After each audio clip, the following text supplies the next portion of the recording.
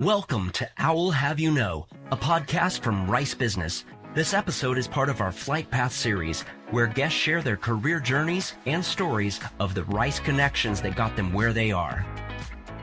I think getting a business degree is a great leadership degree to have, just period. From learning kind of like how corporate America is successful in the way that they do things is very similar to kind of how we run things at a higher level in the military. Casey Sherrod is an Army officer who served in Afghanistan and is a graduate of Rice Business, class of 2021. In this episode, Casey shares stories and lessons she learned around growing up in a military family, jumping out of planes, applying military and business leadership principles, and how she helps to rescue and foster animals with her TikTok account. Welcome back to another episode of Owl Have You Know. On the line, I have Casey Sherrod with me. Casey is a graduate of Rice Business 2021. She's also an Army officer. I'm sure we'll get into a lot of that here pretty soon. So first and foremost, Casey, welcome to the show. Thank you. I'm happy to be here. All right. Well, we are simpatico in a lot of ways. I was a Navy officer, fast tech submarines, many moons ago. So I'll have a lot of questions to ask about your military experience as well as your Rice experience. So the first thing that comes up, and I really want to make this one fun, I have to ask about your animal rescue efforts and your TikTok account with almost 2 million followers. Good Lord. That's very impressive. But the first thing that popped out to me was, I think on one of your posts, or perhaps an article about you, said by the time that you graduated from airborne school a month later, you had jumped out of more planes than you had landed in. Is that still true? Is that still the case? Not anymore. But so the Army sent me to airborne school when I was 19 years old. I was actually a cadet in ROTC at the University of Houston. And so I got selected to go to airborne school. I had never left the state of Texas prior to that. You know, I grew up in Crosby, Texas, which is a little small town on the outskirts of Houston. And so they sent me to airborne school. First time ever being on a plane was actually going from Houston to Fort Benning, Georgia. And then I jumped 5 times and then flew back. And so by the time that I got back, I had only really landed twice. And so it was very an eye-opening position for me. And it was the first time I actually got to go on a plane, and I ended up jumping out of them more. But since then, you know, I've been in the Army now for about 11 years. So I've been on a lot of planes and landed on a lot more. And unfortunately, haven't been able to jump as much as I would like. Yeah, that's interesting. So it's a good segue into your Army experience. And I see that you have a family that has a past of serving in the military. And so could you share a little bit about what factors determines your decision to join the Army? And I can't tell if you enlisted or if you commissioned, but yeah, let's share your story about why you decided to join. Yeah, so my grandfather was a World War II veteran and also served in the Korean War. So he spent 20 years in the Army and ended up retiring as a master sergeant, which is an E8. But he spent, you know, his whole life, his young life at least, in the Army. And so growing up, I really looked up to him.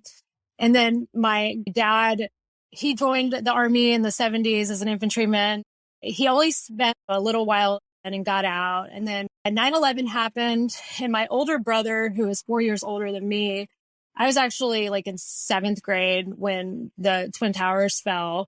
And my older brother was 4 years older than me. So he was in high school. And so shortly, once he was eligible, he ended up enlisting into the Army while I was still in middle school and high school. And I think there's always been this sense of service within our family and kind of living up to this legacy that people before us have been able to make.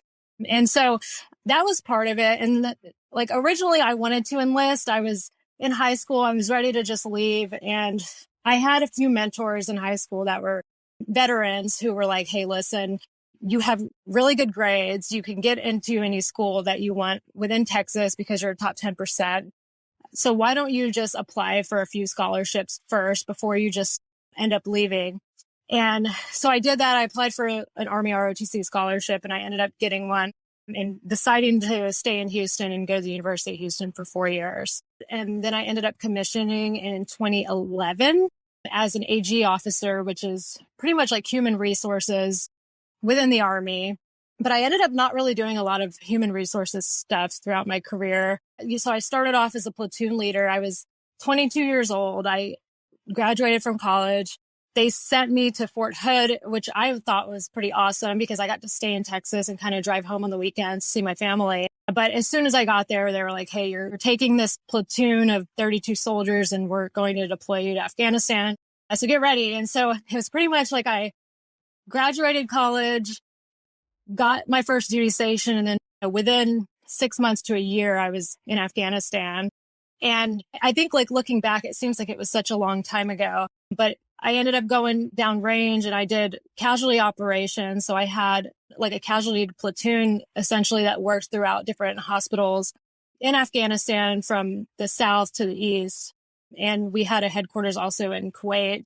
And so we worked out in the hospitals and we did all the casualty tracking. We did a lot of like Purple Hearts and a lot of the ceremonies for soldiers who were wounded or killed in action. And so I did that for 9 months, came back to Fort Hood, and I got to take over our company as an executive officer. So I was pretty much running logistics for a year or two. And then they sent me, it was time for me to get promoted to captain at this point. And so I ended up going and being a battalion S1, which is an HR executive officer type of person for a battalion level of about 500 soldiers or so. And so I did that at Fort Gordon, Georgia. And then after that, I went into recruiting and became a company commander down in Southern California. And so that was really interesting. That was actually the assignment that I did not want to go to. I wanted to just go to a cool, like 82nd Airborne, jump out of some airplanes, do stuff like that. But during that time, recruiting was a huge initiative for the Army. And they were like, hey, we need you more in recruiting.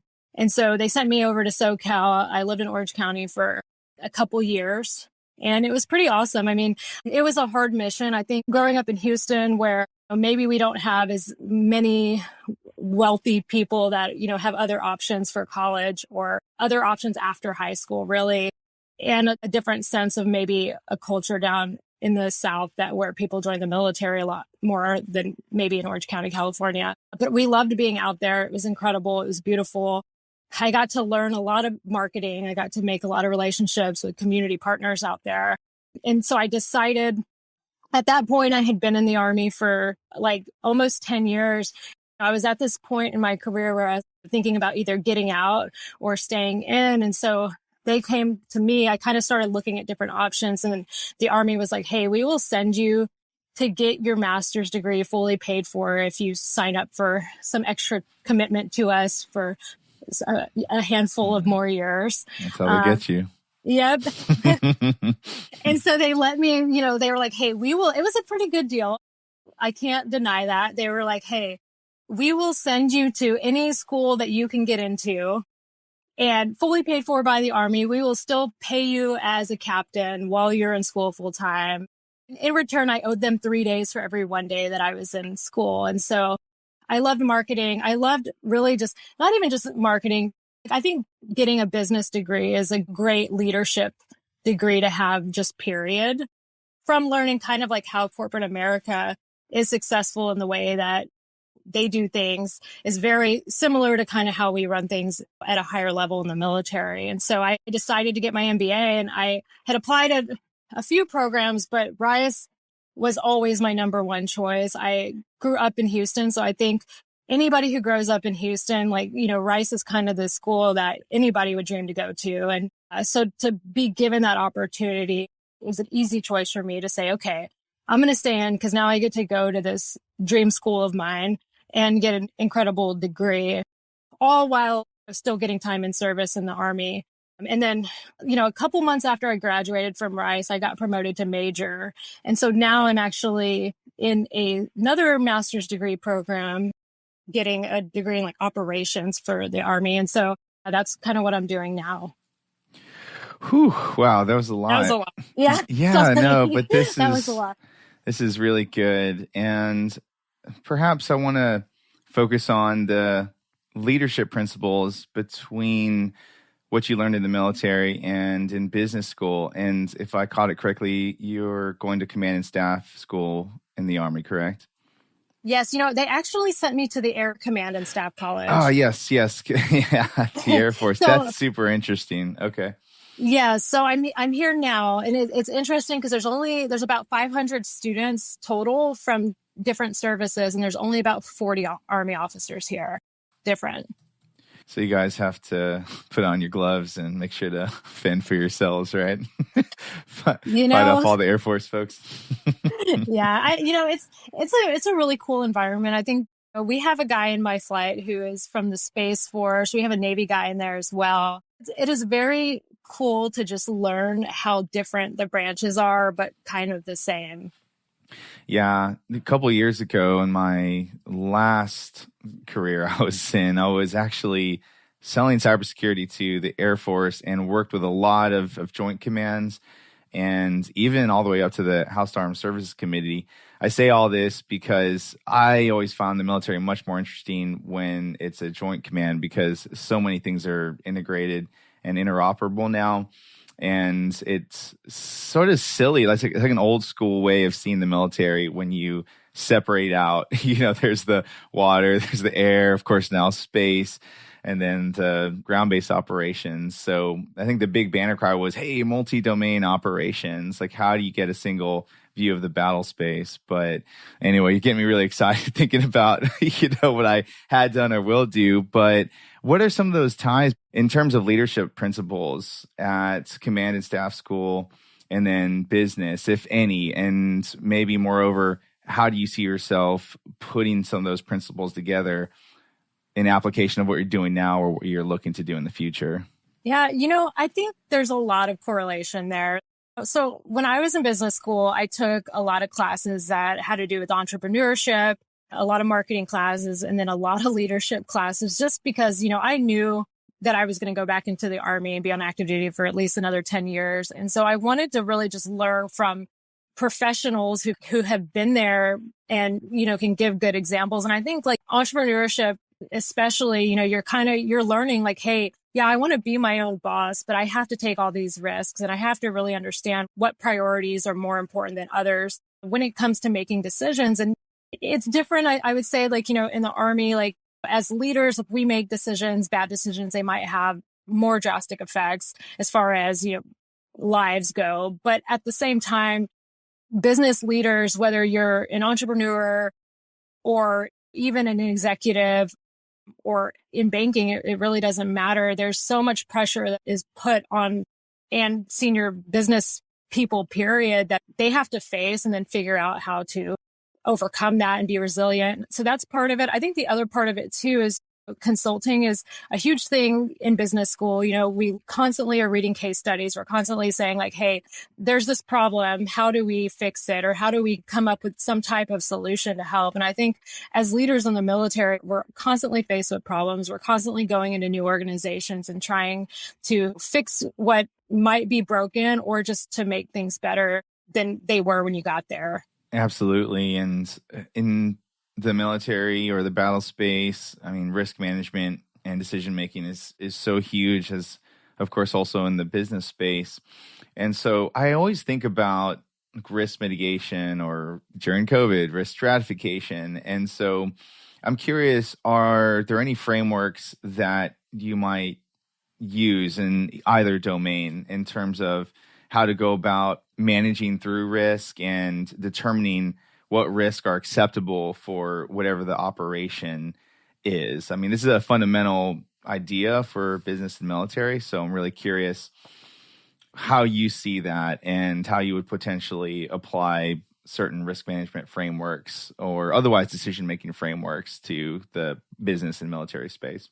Yeah, I think one big thing that I do when I'm doing risk assessments is there's risks that are like, hey, if this happens, is it going to ultimately affect the mission? If the answer is no, then it's almost always like, okay, we can take these risks. I think when you're thinking about more catastrophic risks, so when it comes to casualties or it comes to essentially completely bombing the mission, that is when you're having to really go through and understand. And, we like to call it wargaming. And so, we wargame like, hey, if this happens, how do we respond? Because this is the worst case scenario that this could happen. And this is what we need to be prepared for.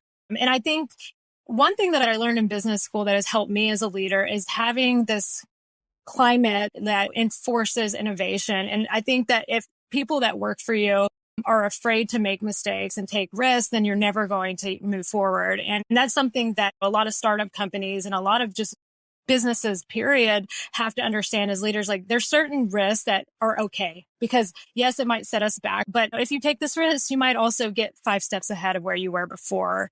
And I think that it's okay to make mistakes. And unfortunately, a lot of people in the military, and I think it's because we are the way that we are with, we have these standards and we have ways that we do things, are afraid to take those risks, or leaders have this issue of not allowing this positive learning environment where, it's okay. Like, hey, we're trying to come out with something better, but if somebody does try something and they fail at it, then it's not going to, ruin their careers. And I think that's something that, like, specifically, I think is very valuable. Mm-hmm. Have you generated that insight from a particular experience, perhaps in your Army experience or out in Afghanistan? Is there an experience that you would borrow from that generated that insight? I think, yes, maybe not specifically in Afghanistan. I think when I was in Afghanistan, I was so young. I'm a new leader. It's my first leadership assignment. My priority was really getting the mission done and getting all my soldiers home. And so when it came to taking risks there, I think I was very more adverse to taking risks just because risks there are a lot riskier or a lot more catastrophic. But I think I can give you a good example in recruiting that I think really goes with it. There were multiple times where we had these huge recruiting missions and we were struggling. And I think there were certain things that we did. So for instance, I had soldiers all the time with different personalities from way different backgrounds that were sent to recruiting. And I had this one soldier who she was just there and she was like, I didn't volunteer to be in recruiting. She was so bright. She was an engineer by trade. And she was like, I'm introverted. Every time we go out to these recruiting events, I can't talk to people. I clam up. I don't want to be here. And I remember other people within my command being like, hey, just send her to a different unit. She's not going to be able to produce, et cetera. And so I kind of brought her in and we had this conversation and I was like, okay, what are you good at? And she was like, I can do social media. I can do emails. I can make phone calls. I have social anxiety and I cannot just go out and talk to people at these large events that we are sponsoring. And so I let her do that. And I knew that it was going to be a risk because my higher command tracked everything that, hey, people are prospecting for this many hours a day. They're out on the streets doing this. They're at these events. And so I knew like, hey, if I let her stay in the office and do all this other stuff, and then she ends up not doing well at that, it's going to come back on me because people above me were saying, hey, if she's not going to produce, then, send her somewhere else. And so I was willing to kind of take this risk on a soldier, knowing like maybe she's here, but like, why not just try something else? And so she ended up actually becoming one of my top recruiters because she was so good at just doing something completely different than the way she's been, like the military has kind of told people that they should do things. And I think that at the time, like for me, my mindset was, hey, if I let her stay in the office and take phone calls and do all this social media stuff separately from what everybody else is doing, then maybe we fail, but she's not going to be any less productive than she was before when she couldn't talk to people, period. And I think that there's always, as leaders, there's always like ways, think about risk, but then also think like, hey, if I didn't try this, and maybe we wouldn't know. Wow. You and my old executive officer and commanding officer on the boat would get along great because all those folks took a lot of risk on me, or they took a lot of risk on me, keeping me in their command. So yeah, that hits close to home. It was a bit of a struggle, but obviously worth it. Well, I wanted to pivot a little bit too, and I was just super impressed with your TikTok account and what you're doing with the strays and the foster animals that you're helping. I know this is a super passion point for you. And so could you take us through that journey of deciding to stand up social media and to help animals and to foster animals? what precipitated that, and what do your current efforts look like in that space? It is super surreal. I don't even know. It's like one day I made a TikTok of my wife bringing in one of the many fosters that she brings home. And then it just went viral. Like it's almost like it happened overnight. Like we have always enjoyed helping animals. My spouse is a huge animal advocate. I loved animals. When I was a kid, I would find stray cats, or stray cats would show up at the house and I would secretly feed them and they would stay around. And then before you know, we have all these animals and trying to find them good homes. And TikTok really kicked off during COVID. So at the time I was in my second semester of business school and COVID happened and everything shut down. So we're working remotely, and both my spouse and I were both at home a lot more. And so we started fostering a lot more. And so I actually made the TikTok account because my 12-year-old son had a TikTok and I wanted to make sure that it was like safe for him. And he was doing it because he likes to break dance. So he's making all these dance videos and being really cool on TikTok. And so originally I made it for him. And I just started filming our everyday life of rescuing animals. And I guess our like little typical video is my spouse comes home through the door. I'm recording. I say, "Hi, baby." She says, "Hi, baby," back. And she has some type of animal in her hand. And she kind of tells a story about it, or we go through. And when we realized that many people were interested in animal fostering and rescuing, we decided to just do it a lot more, because I think raising awareness of the issues of the amount of animals that are euthanized across the U.S., but specifically in Houston. Houston is like one of the largest cities that euthanizes animals, just based off the lack of laws that kind of protect animals, but also just the overran shelters that we have with not a lot of resources. And so a lot of that stuff comes into play. And so like the more awareness that we can kind of spread, the better. And so, yeah, like over time, my account just kind of skyrocketed. People love, I make this joke. I'm like, you can't really go wrong with puppies or lesbians. So like you throw them both in there and people are like all about it. And so, That's great. So we did that. And so it's kind of slowed down. And I think it's because I'm in school now. And so me and my spouse are living separately.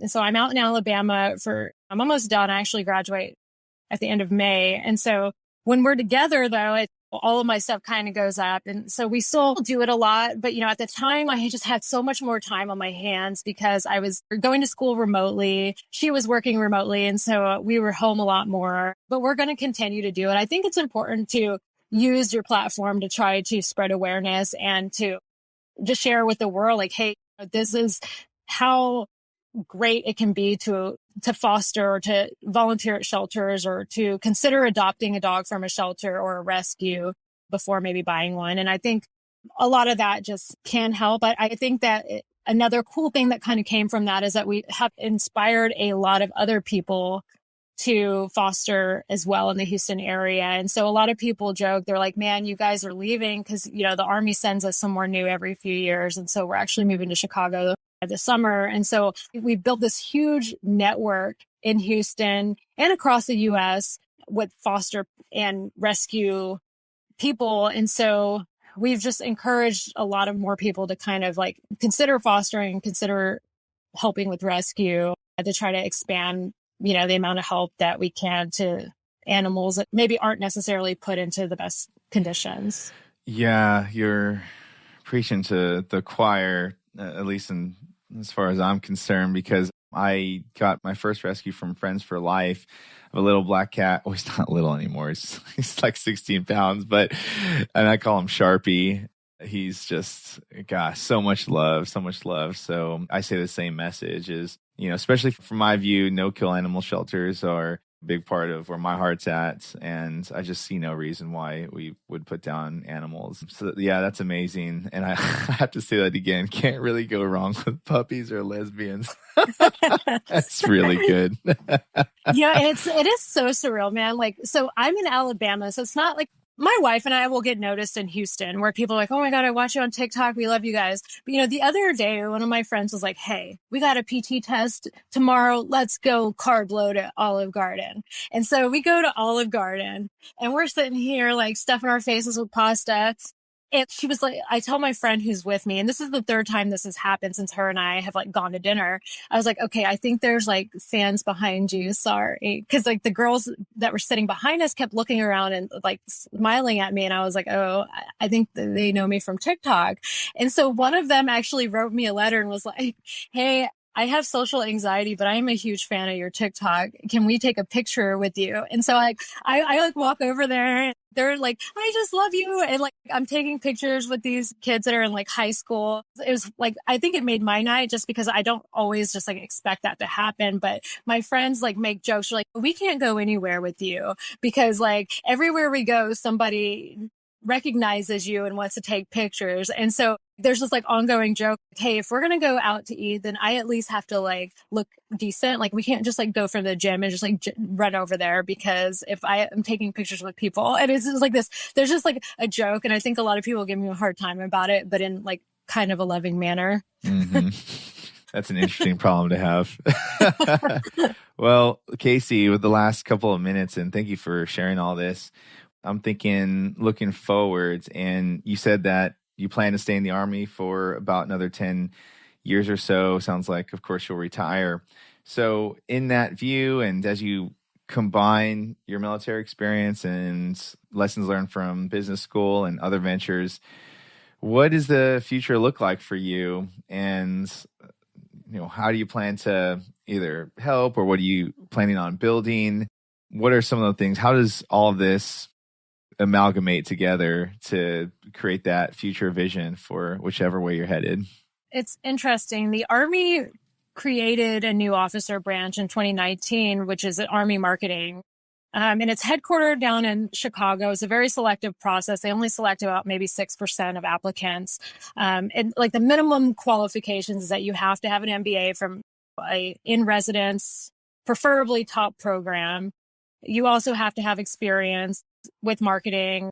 And you also just have to, be able to kind of sell the Army's product, which is the Army. Mm-hmm. And so I think a lot of that's what my job is now. So I put in an application my last semester of business school to switch over from doing what I was doing before to doing Army marketing. And I get to start doing that as soon as I graduate from the school that I'm at now. And so I'm very excited about it. When you see all the cool, like Go Army commercials and the websites and, all of the like cool things that the Army gets to do, the Golden Knights, and like we have all of these different really cool like recruiting platforms that really like marketers are in charge of. I'm going to do that for the next 10 years. I'm really excited about it. I hope that ultimately I get to go back into the United States Recruiting Command and be a battalion level commander within the recruiting realm. For me, I have a pride in serving, and a lot of it does come from the legacy that I put, the shoes that I'm filling within my own family. But I think about where I came from and the opportunities that the Army has opened up for me. And so for me, I love the Army. It's a love-hate relationship. Some days it can be stressful. It can be not exactly. Know the feeling. Yeah. Like even right now, like I'm mad at the Army. I'm like, man, I got to live like away from my family. I just want to be at home and things like that. But I didn't come from a lot. My parents didn't have the opportunity to go to college. They didn't have a lot of the things that the Army has opened for me. And to be able for them to send me to business school fully paid for, and then for them to let me use that business degree within the Army is just incredible. And so I'm excited. I hope they let me work on some content creation. I like that stuff. But, who knows what I'll be doing. There's so many different jobs within Army marketing, between strategy and data analysis and content creation and social media. There's a lot that goes into it. I'm just excited to kind of join the team and learn from a lot of the leaders that we have who've been kind of doing this for a while.